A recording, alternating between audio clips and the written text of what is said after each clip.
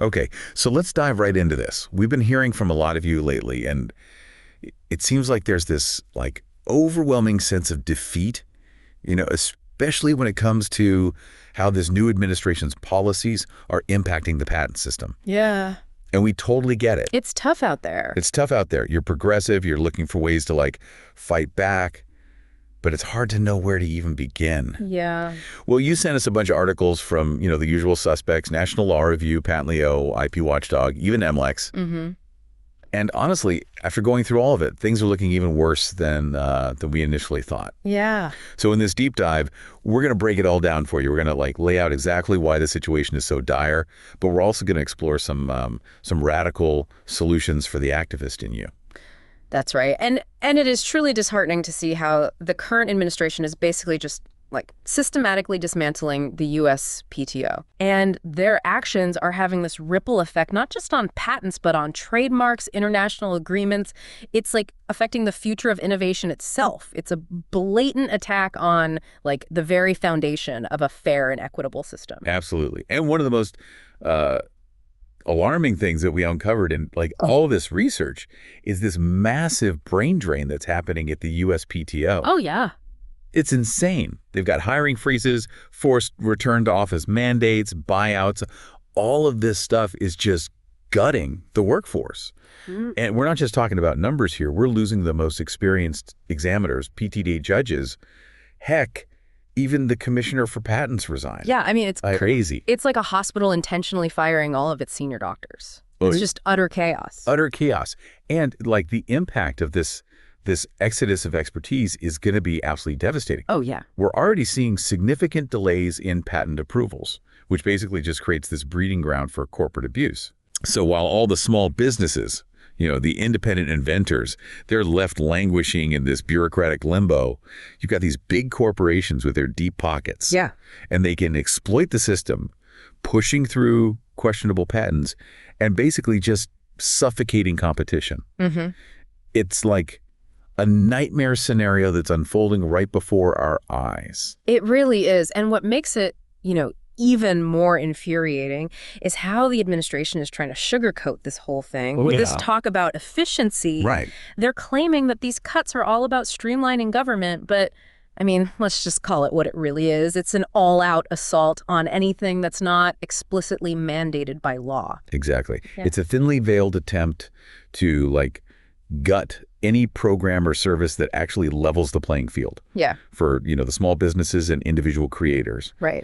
They're slashing public services, they're dismantling innovation support programs, and they're essentially stripping the USPTO down to its bare bones. Yeah. Completely disregarding how crucial it is to fostering a fair and vibrant economy.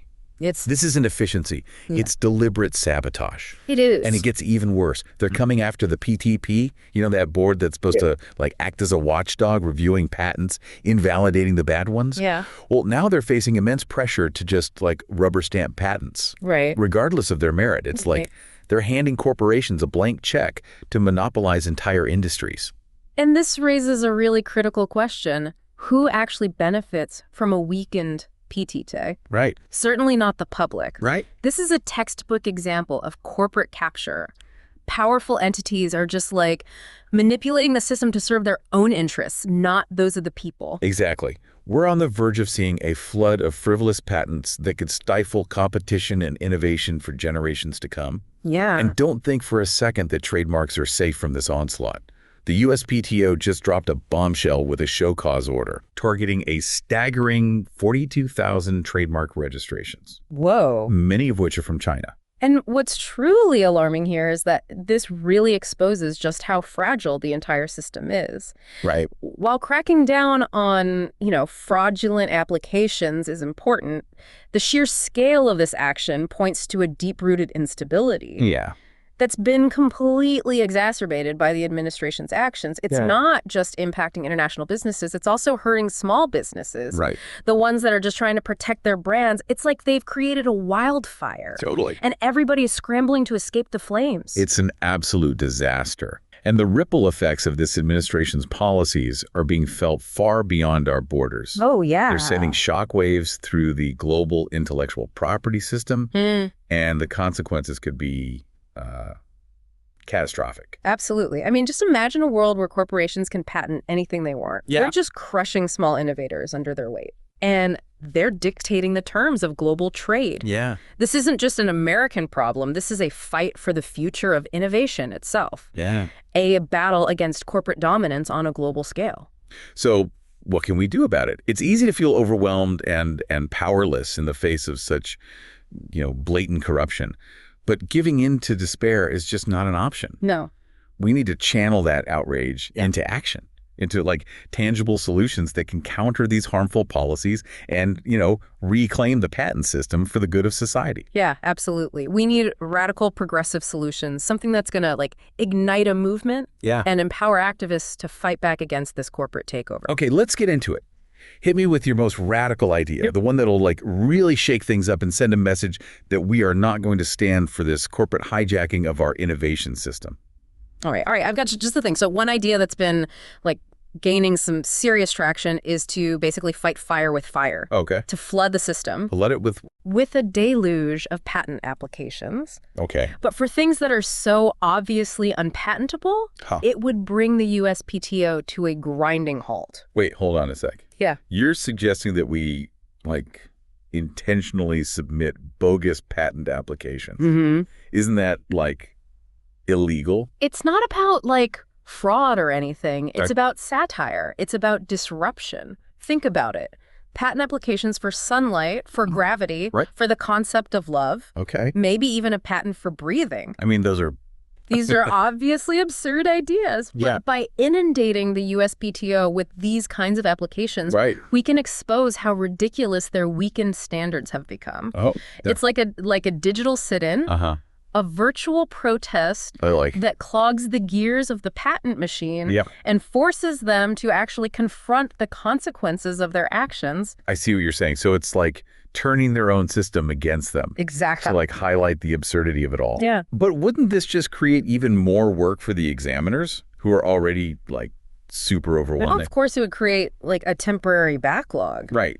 But that's precisely the point. So it's strategic. It's strategic disruption. We need to shake them out of their complacency, show them that we're not going to just stand by idly while they dismantle a system that's supposed to benefit society as a whole. I mean, it definitely sends a strong message. It's this giant flashing neon sign that says hey, your system is broken. But what about the corporations that are already taking advantage of this weakened system?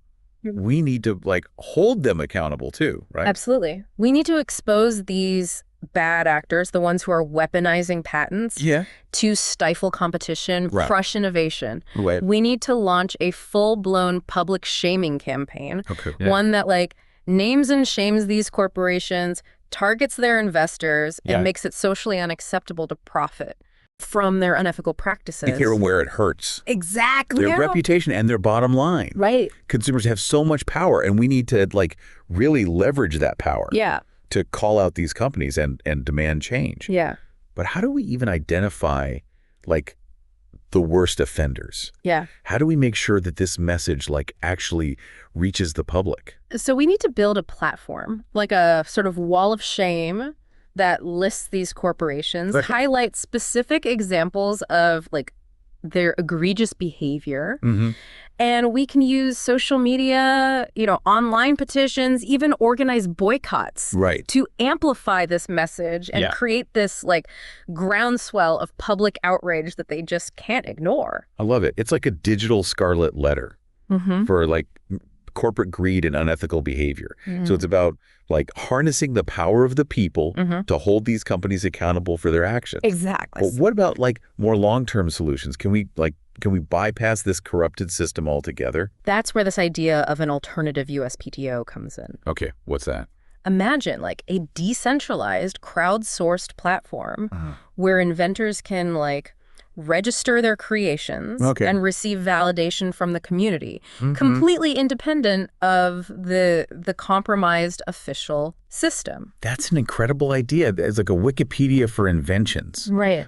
A people-powered alternative that's transparent, accessible, and free from corporate influence. Exactly. But how would such a system work in practice? How do we ensure its credibility, its legitimacy? So it would require careful planning and execution. Right. But the core principle is actually very simple. Okay. We can leverage blockchain technology to create this like secure and transparent ledger of registered creations. And we develop a robust system of community-based peer review to ensure quality and to prevent abuse. So like a checks and balances system. Exactly. Think of it as a system where inventors are accountable to each other. I see. Not to corporations or bureaucrats. It's like a radical departure. It is. From that traditional like top-down approach. Yeah. But it has the potential to like really revolutionize the way we think about intellectual property. Absolutely. It's about democratizing innovation. Yeah. And empowering creators at a grassroots level. But we need to think beyond our own borders. This is a global issue. It is. It requires a global response. Right. How do we address that? So we need to push for international treaties. Okay. Ones that like prioritize the public good over corporate profits. Right. Treaties that like limit the ability of corporations to manipulate the system. Okay. And ensure that intellectual property rights are used to promote innovation. That benefits all of humanity. Right. Not just just a select few. A select few. Yeah. So it's about like building a global movement, a coalition of activists, organizations, and governments that are like all committed to creating a more just and equitable intellectual property system. Absolutely. But those are all like big picture ideas. What can we do as like individuals right here, right now to contribute to this fight? That's a great question. And that's where individual action becomes so important. Okay. First and foremost, educate yourself. Okay. Learn about the issues, understand the complexities, and spread the word to your friends, to your family, to your colleagues. The more people who understand the like gravity of the situation, the stronger our collective voice will be. Knowledge is power. It is. And in this case, it's like the foundation of any meaningful action. Absolutely. But beyond just like raising awareness, what are some tangible steps that people can take to challenge these policies?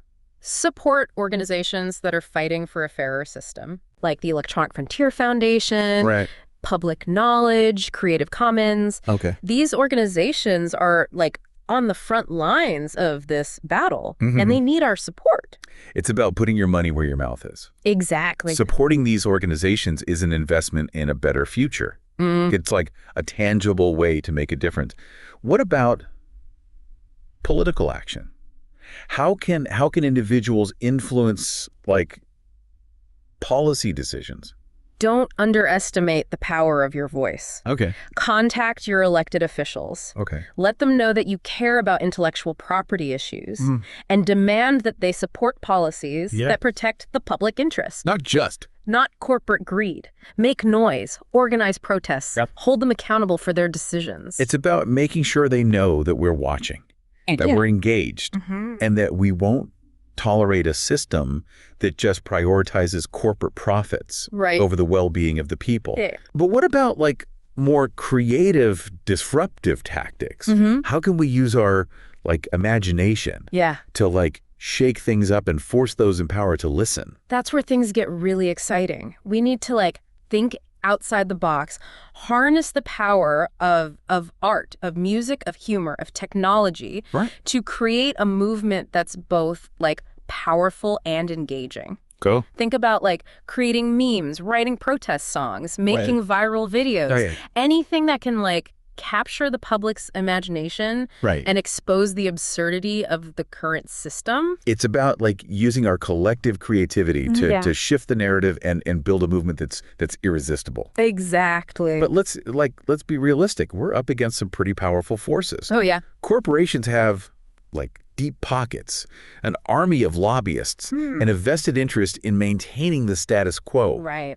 How can we possibly compete with that? It's true that we're facing a like formidable opponent, but history has shown time and again that the power of the people can overcome even the most like daunting obstacles. Think about like the civil rights movement, the fight for women's suffrage, the LGBTQ plus rights movement. All of these were long, arduous battles against seemingly insurmountable odds. And yet they succeeded. Because ordinary people refused to give up. It's about believing in in the possibility of change. Yeah. About having the courage to stand up for what's right, even when the fight seems like impossible. It is. But it's also about being strategic. Right. About finding ways to like outsmart and outmaneuver those in power. Exactly. We need to be creative, adaptable, and relentless in our pursuit of a fairer and more equitable system. We need to use every tool at our disposal, from like traditional advocacy to disruptive activism, to create a world where innovation truly benefits humanity, not just the bottom line of corporations. You've given us like a lot to think about and a lot to do. I know. From like flooding the system with absurd patent applications to building a global movement for reform. Yes. We have a roadmap for action, a path toward a future where innovation is a force for good, not a tool for like corporate greed and control. Remember, this fight begins with each and every one of us. It's about taking responsibility, getting informed, and using our voices and our actions to demand a better system. The future of innovation is at stake, and it's up to us to shape it. That's it for this part of our deep dive. We'll be back after a short break to explore some additional resources and insights that can help you join the fight for a fairer intellectual property system. Stay tuned. We've talked about some like pretty radical ideas, like flooding the USPTO with applications for, I don't know, a patent on happiness. But like, how does someone even go about filing a patent? What are the actual steps that like we can take to disrupt this system? Well, it's true that the patent process can seem incredibly daunting. It's designed to be that way. Complex, bureaucratic, full of like legal jargon.